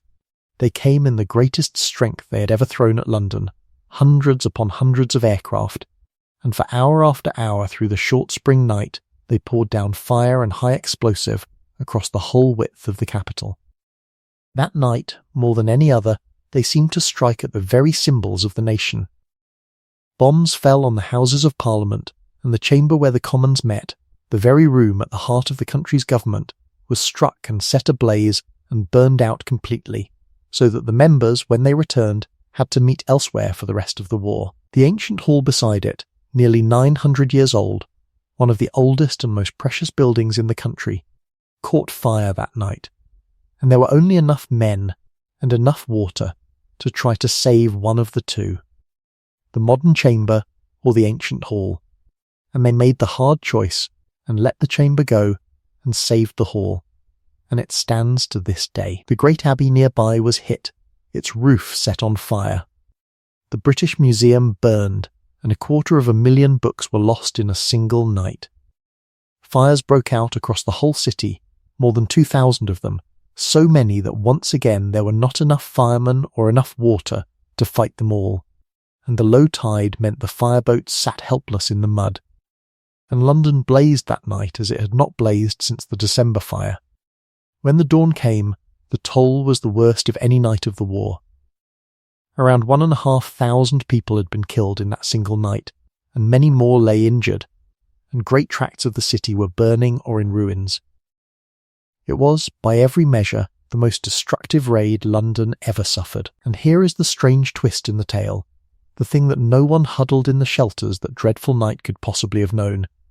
which is that this greatest of all the raids was in fact very nearly the last.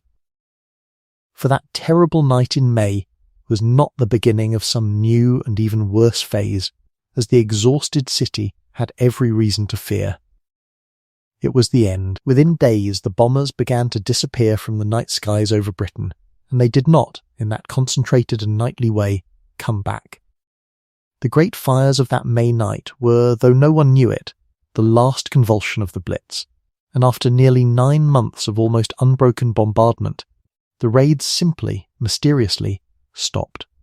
The people of London woke morning after morning that summer to the almost unbelievable fact of quiet nights, and could hardly trust it, and kept their shelters ready and their nerves tight for a long time afterwards, waiting for a blow that did not fall.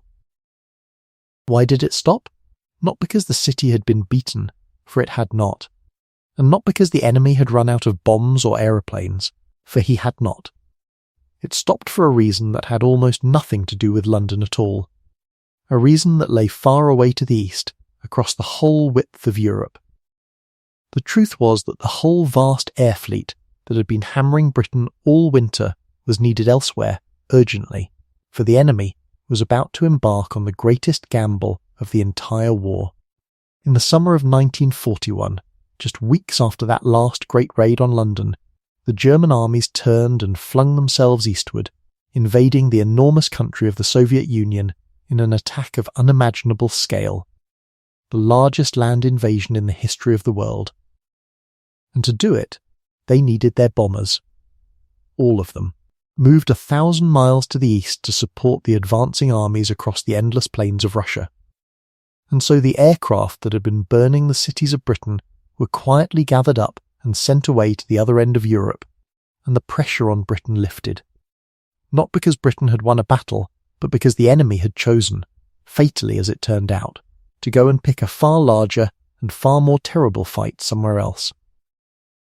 It is one of the quiet ironies of the whole story that the ordeal of the British cities was ended not by anything the British did in those cities, but by a decision taken in a headquarters far away to turn the fire onto another people altogether.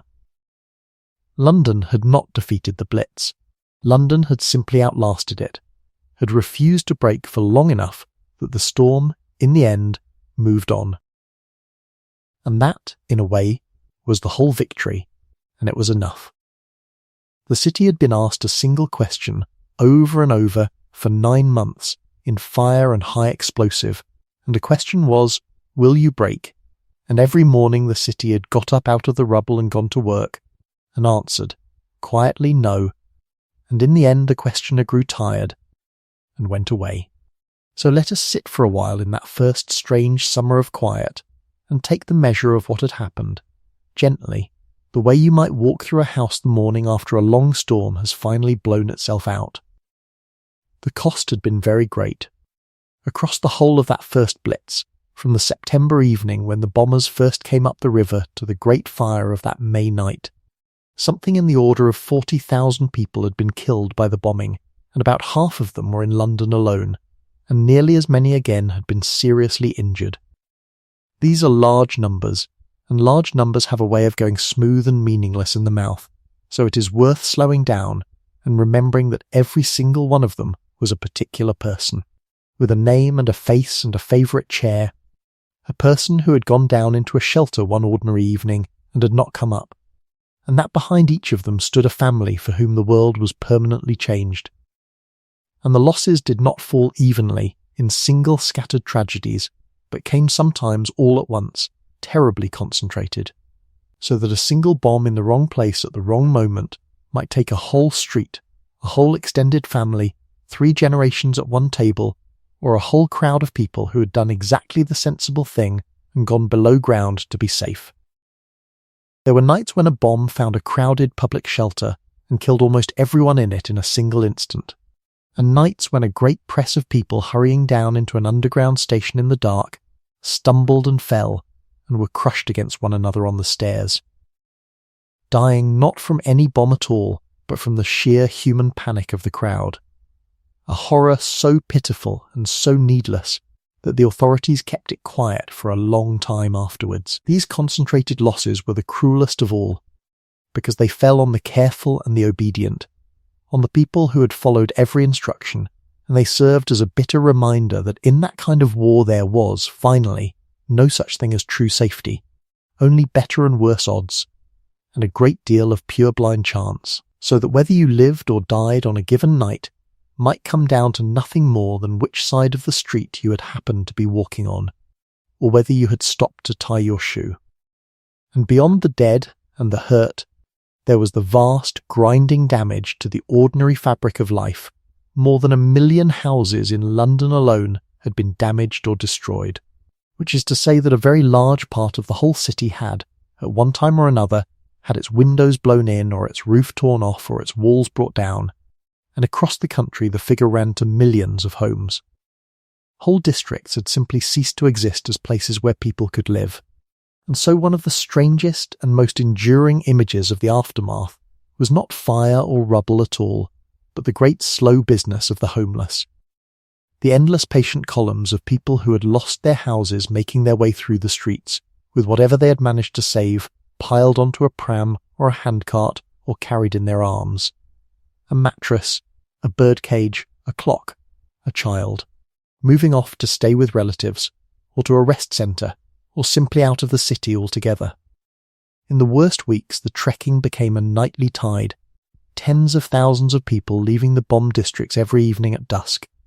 not because they had lost their homes, but because they could no longer face another night in them, walking out to sleep in the parks or the fields or under the arches or far out in the surrounding country, and walking back in again in the morning to work, an exhausting nightly migration that the cheerful official story rather preferred not to dwell on. For it is important, having come this far, to be truthful about the whole of it, and not only the brave and shining parts. There was looting in the bombed houses, done sometimes by strangers, and sometimes, more painfully, by neighbours, and even by the very rescue men who were meant to be saving what could be saved. There was profiteering and petty crime that flourished in the darkness of the blackout. There were bitter quarrels over shelter and over fairness, and a real and lasting anger in the poorest districts at how much more heavily the burden had fallen on them. There were people who did break, quietly, who could not take it and left, or fell into a grey despair, and they were not cowards. They were simply people who had reached the end of what they had, which is a place any of us might reach. The Blitz spirit was real, but it was never the whole truth. and the people who lived through it were not a race of cheerful, unbreakable heroes, but ordinary human beings, frightened and tired and often at the very end of their tether, who nevertheless, taken all together and over the long run, did not give in. And that, when you look at it honestly, is far more admirable than the tidy legend. Because there is no great courage in being unafraid, there is only courage in being afraid, deeply and reasonably afraid, and carrying on anyway, and that is what they did. And here we come to the deepest meaning of the whole story, the thing that all those pre-war theorists, with their certainty about the knockout blow, had got so completely wrong. They had believed and built their whole grim philosophy upon the belief that if you bombed a city hard enough, its people would panic, and its society would collapse, and its government would be forced to make peace, that morale was the soft underbelly of a modern nation, and that bombs dropped on homes were the way to reach it. And the Blitz, whatever else it was the great testing of that idea, carried out on a living city over the better part of a year, and the idea failed. The bombing did not break the will of the British people. If anything, and this is the bitter irony at the heart of it, the bombing hardened that will, gave it a focus and a fury it had lacked, turned a divided and half-hearted country into a united and stubborn one, so that the very weapon that was meant to shatter the nation's resolve instead welded it together. People who have been bombed do not, on the whole, want to surrender to the people who bombed them. They want to see the thing through. This was the great lesson of the Blitz, learned at a terrible price, and the tragedy is that it was a lesson the whole world would go on to ignore, over and over, for the rest of the century and beyond, as city after city and war after war was bombed in the same faith that this time surely the people below would break, and city after city on the whole did not. The people of London had proved, at the cost of 40,000 lives,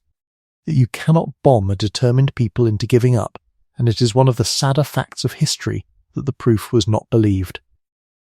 But that reckoning lay in the future, and unknowable, and we need not carry it to bed with us tonight. What mattered in that quiet summer of 1941 was simpler and closer to home. The city had survived. It was battered almost beyond recognition in places, and grieving and bone-tired, but it was still there, still working, still itself, and the great test had been met. And slowly, even before the war was anywhere near won, the city began, in small ways, to look forward. Amid the ruins, a curious thing happened that anyone who has ever watched a garden reclaim an abandoned lot will understand at once. Where the bombs had cleared away the old buildings and left bare open ground, nature moved quietly in, and through that summer and the summers that followed, the bombed sites of London bloomed. A bright wildflower in particular sprang up everywhere across the rubble, a tall spire of rose purple that thrives on burned and broken ground, and it spread across the scars of the city in such profusion that people gave it a new name and called it the bombweed. And there was something in the sight of it, the delicate purple flowers nodding over the broken brick where houses had stood. That spoke very directly to a tired people about the way that life, given the smallest chance, comes back. But the story of the fire from the sky was not quite finished with Britain. Even so, and honesty requires that we follow it, gently, through its last two chapters, though neither was as long or as terrible as that first great winter of the Blitz. The first of these later ordeals came the following spring, in 1942, and it had a strange and telling cause. By then the British were themselves bombing the cities of Germany, and had struck one old and beautiful German city particularly hard, and in reply, in a spirit of pure reprisal, the enemy launched a series of raids that were aimed, deliberately and openly, not at ports or factories at all, but at some of the loveliest and most historic cities in England, the cathedral cities, the places whose only military value was that they were precious and old and much loved. It was said, cruelly, that the targets had been chosen out of a famous guidebook that awarded stars to the finest sites, picking the 3-star cities to be destroyed, and so these raids came to be called the Baedeker raids, after that guidebook, and they fell upon a string of England's most cherished old towns. Exeter, with its cathedral, in the west. The Roman spa city of Bath, that whole honey-coloured masterpiece of elegant streets, bombed over 2 nights so that a great part of its beauty was wrecked and hundreds of its people killed. Norwich and York, with its great minster spared but the city around it burned. And Canterbury,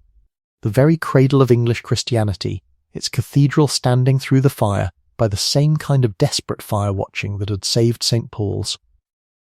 These raids were smaller than the Blitz, but they had a particular power to wound, because they struck at the things a country keeps precisely because they are beautiful and old and irreplaceable, at its memory and its loveliness rather than its strength, and there was a cold spitefulness in them that the earlier bombing, for all its horror, had not quite had. And then, for a long while, the skies over Britain were mostly quiet again, as the war moved away to other fronts and the enemy was pressed harder and harder elsewhere. There was a brief and nasty return of the bombers to London early in 1944, which people wearily called the Little Blitz. A few months of renewed night raids that were sharp while they lasted, but were a shadow of the great winter of 4 years before, and were beaten off with far heavier losses to the attackers, because by then the night defences had grown formidable. But the last chapter, the strangest and in some ways the most frightening of all, did not come from bombers at all. It came from a pair of new weapons, unlike anything that had been used in war before, and it began just a week or so after the great invasion of Europe, when the armies of Britain and its allies had at last landed back on the coast of France and begun the long fight that would end the war.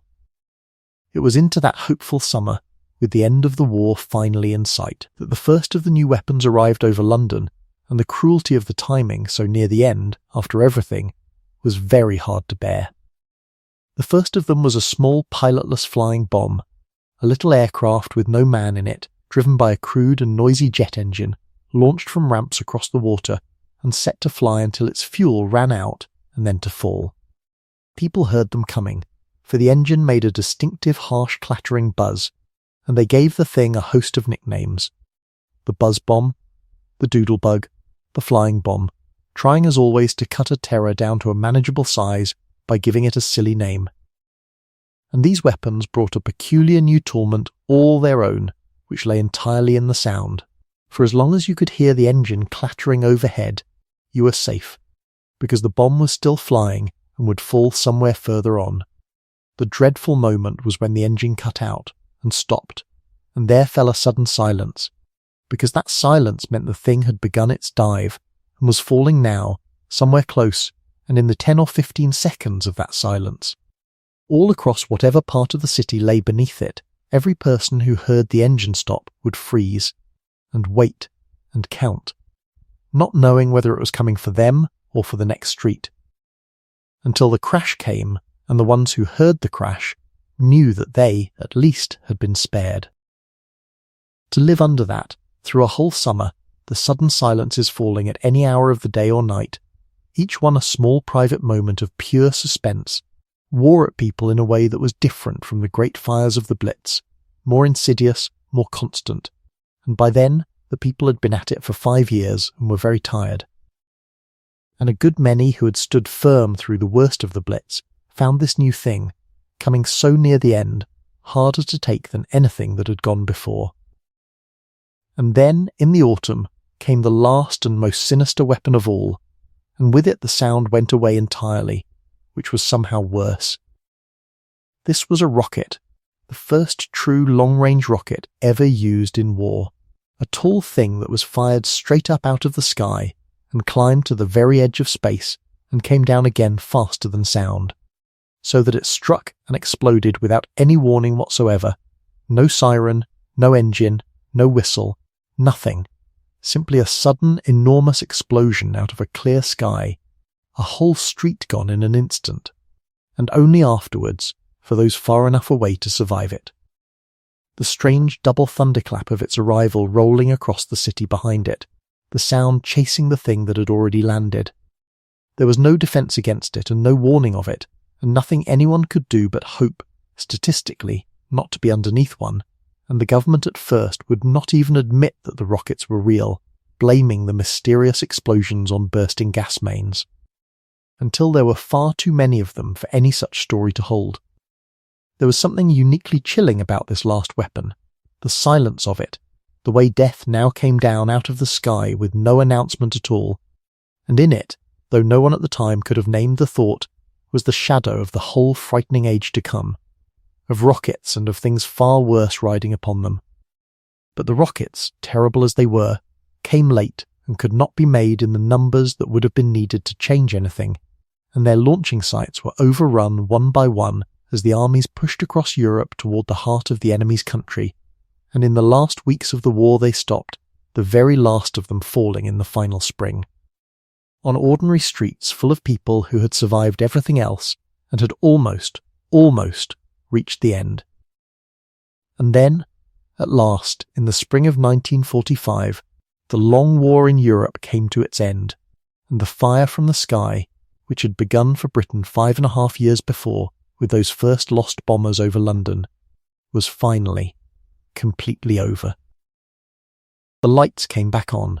all across the country, in a single glorious evening. The blackout that had smothered every window for years was thrown off, and people who had grown up thinking of the night city as a place of total darkness stood in the streets and wept at the simple sight of lit windows and street lamps burning again, ordinary light spilling out into the dark as though it were the most beautiful thing in the world, which just then it very nearly was. And then came the long, slow, unglamorous work of putting it all back together, which took very much longer than the war itself, and in some ways is not finished even now. The bombed cities carried their wounds for decades, for years and years after the war, right into the memory of people still living. The centres of London and Coventry and Plymouth and Bristol and all the rest were dotted with bomb sites, open gaps in the streets where a building had stood, fenced off or left open, filling with the purple bombweed and the buddleia and the brambles, where children played and cats prowled and the rain gathered in the old cellars, so that a whole generation of British children grew up thinking of these ragged green gaps as simply a normal part of what a city was. Rebuilding was slow because the country came out of the war exhausted and nearly bankrupt, having spent everything it had and more, and there was very little money and very little material for building, and what there was went first to putting roofs back over the heads of the millions who had none. But rebuild they did, over the years and the decades, and the way they chose to do it says a great deal about what the experience had left in them. In many places they did not try to put back exactly what had been lost, but built something new, sometimes better and sometimes a good deal worse, in the hopeful modern styles of the post-war years, so that the bombed cities became, in their rebuilt centres, quite different places from the ones the bombs had found, and a little of the old texture of England. The crooked medieval streets and the tight-packed old quarters was lost forever, not to the bombs directly, but to the planners who came after and saw in the cleared ground a chance to start again. And in one place above all, the choice they made became a symbol seen around the world. At Coventry, where the great old cathedral had been burned to a roofless shell on that terrible November night, they might have cleared the ruin away and forgotten it. Instead, they did something far wiser and far more moving. They left the ruin standing, exactly as the fire had left it, the bare walls open to the sky, the empty windows, and in the very morning after the cathedral burned, someone had found 2 of the charred medieval roof beams that had fallen in the shape of a cross, and had bound them together and set them up on the altar of the ruin, and someone else had taken 3 of the great iron nails from the fallen roof, and bent them into a cross, and on the wall behind the altar, in that roofless shell, they carved 2 words, which were not words of anger or of vengeance, but simply the words, Father, forgive. And beside the preserved ruin, joined onto it, they built, in the years that followed, a soaring new cathedral in the modern style, so that the 2 stood together, the burned old shell and the bright new church, the wound and the healing, side by side, and the whole thing became one of the most visited and most loved places in the country. A place people came to precisely because it did not pretend the destruction had not happened, but held the memory of it gently and turned it, somehow, toward hope and toward forgiveness rather than toward hatred. And that, perhaps, more than any statistic, is the truest monument to what the people of the Blitz had actually lived through, and the spirit in which the best of them had lived through it. Elsewhere, too, the scars were kept on purpose, quietly, here and there across the country, if you know how to look for them. In the city of London there are bombed churches that were never fully rebuilt, their walls left standing roofless and planted out as small green gardens, so that people eat their lunch in the summer sun among old stones open to the sky, in rooms that have not had a roof since a night of fire long ago, mostly without ever quite knowing why the garden is shaped the way it is. There are walls all over the old cities that still carry the pockmarks and the chips of bomb splinters if you run your eye along them, small rough scars in the stone that most people pass 1,000 times and never see. There are the memorials, of course, the formal ones, the lists of names on the walls of churches and town halls. But there are also these other, quieter marks, worked into the very fabric of the cities, that keep the memory almost by accident, in the shape of a street, in a gap that was never filled, in a garden without a roof. And as the years passed and the people who had lived through it grew old, the Blitz settled into the memory of the whole nation as something more than a series of raids, as a kind of shared possession, a story the country told about itself and to itself, about a time when it had stood alone and been set on fire and had not given in. Like all such stories, it grew a little smoother and a little brighter in the telling than the reality had been. The fear and the grief and the ugliness worn away by the years until what was left was the shining part. The courage and the humour and the standing firm. And there is a danger in that, in letting the legend swallow the truth, in forgetting the 40,000 dead and the trekking homeless and the people who quietly broke, in turning a genuine ordeal into a comfortable boast. But there is also, underneath the legend, a real and solid thing that the legend was built upon and did not invent, and that real thing is worth holding on to, because it is simply true. Ordinary people, given no choice in the matter, asked to endure something that the wisest experts had confidently predicted no society could endure, endured it night after night for the better part of a year, and got up each morning and went to work, and did not break. That happened. However the story has been polished since, that plain fact sits underneath it. Unmovable. And it is a fact about what human beings are capable of, quietly, without heroics, when they must, and it belongs not only to the British, but to everyone, everywhere, who has ever had to find out how much they could bear. And now, as the story draws toward its close, let us leave the great matters of nations and strategy and memory behind us altogether, and come all the way down, one last time, into the small and human middle of it, into a single ordinary night, because that is where the whole of it really lived, and because it is a quiet and fitting place to rest as sleep comes on. So picture, gently, a single family, on a single winter night, somewhere in the bombed months, in a small house, in a long terrace like 10,000 other long terraces. It is early evening, and the light is going and the mother is moving about the little kitchen, filling a flask with hot cocoa and wrapping bread and dripping in a cloth, doing it without hurry because she has done it 100 times now and her hands know the way of it. The father, home from his shift, is banking up the fire and turning off the gas at the main, as he does every night. The children are being got into their warm things over their night clothes, coats over pyjamas, a scarf wound round, because down in the shelter it will be cold. And when the siren begins, that long rising and falling wail sliding up over the rooftops, there is no panic in the house at all. Only the old familiar signal to gather up the flask and the blanket and the youngest child and go out into the dark garden and down the little steps into the shelter, the way they have gone down them so many nights before. And inside the shelter, in the close earthy dark, they arrange themselves in their usual places, the children tucked under blankets on the narrow bunks, the parents sitting close, a small oil lamp turned low, throwing a soft warm circle of light onto the curved steel roof, and they settle in to wait out the night together. As families all across the sleeping island are settling into their own shelters at this same hour, a whole nation gone to ground under the fields and the gardens and the streets. And then it begins, the far-off thump of the guns, and the drone of the engines coming over, and the crash of the bombs somewhere off across the city, and the children, who were frightened of it once, are mostly not frightened now, because it has become the ordinary furniture of the night, and the mother sings to them under her breath, an old soft song, and one by one the small eyes grow heavy and close, and the children sleep, down there in the warm lamp-lit dark,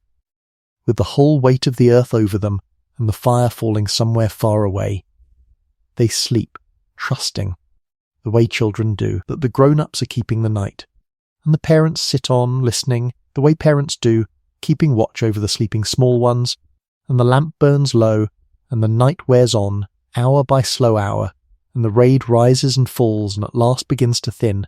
the engines fewer now, the crashes further apart and further off, until there is a long silence, and then the other siren. The steady unbroken note of the all-clear, the sweetest sound of the whole war, telling them that this night at least is over, and that they have come through it again, and they gather up the sleeping children and carry them, still sleeping, up the little steps and out into the raw grey dawn, and the air is cold and smells of smoke, and away to the east the sky is stained with the dull glow of a fire. But here, in this street, the houses are still standing, the milk is on the step, the day is beginning, and they carry the children indoors and lay them in their own beds for an hour or two of proper sleep before the school and the work and the whole ordinary business of the day begins again.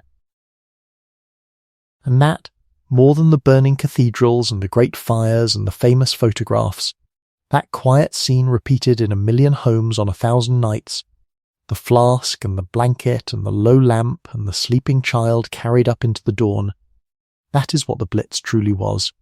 and that is where its courage really lived, not in speeches but in the simple, stubborn,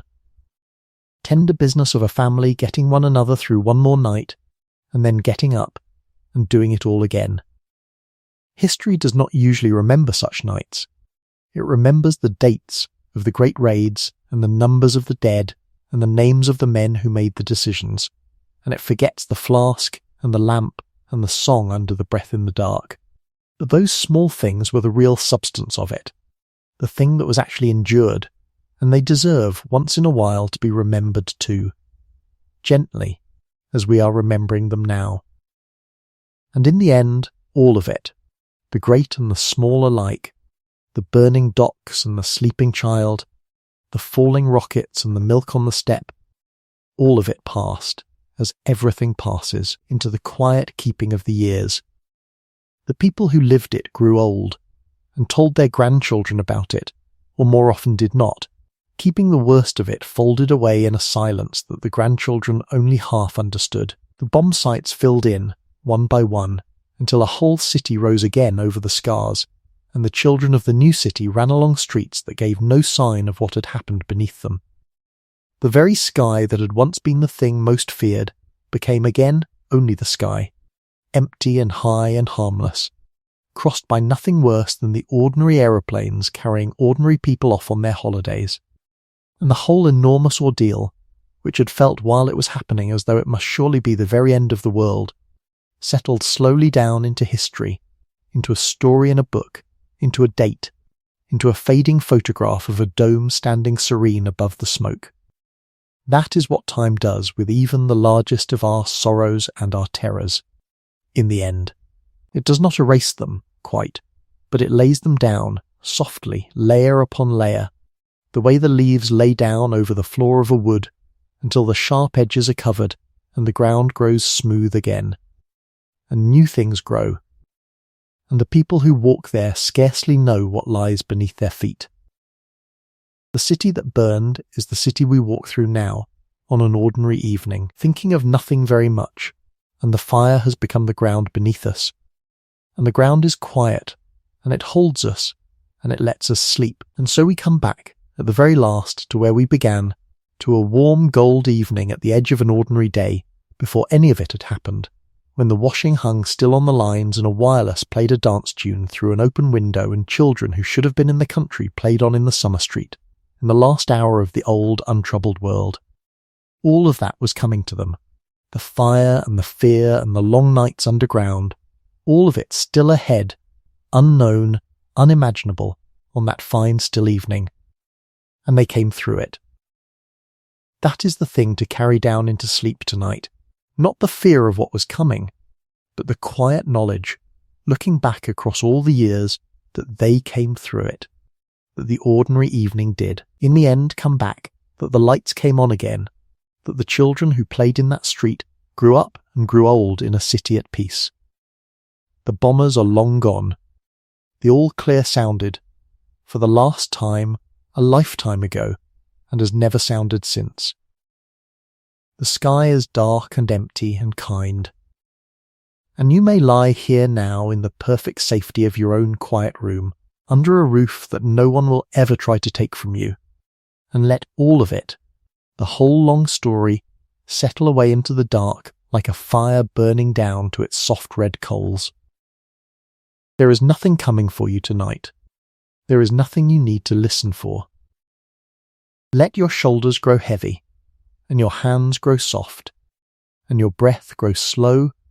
and deep and even. Let the blanket hold the whole weight of you, kindly, the way the good earth held the sleeping families in their shelters, and the way the years have held the memory of them since, gently and for as long as needed. Are you still awake? If you are, there is no matter, for the night is long and there is no hurry, and if this story has kept you quiet company for a little while, there is another one waiting for you, just there on the screen, ready to carry you the rest of the way down whenever you are ready to follow it.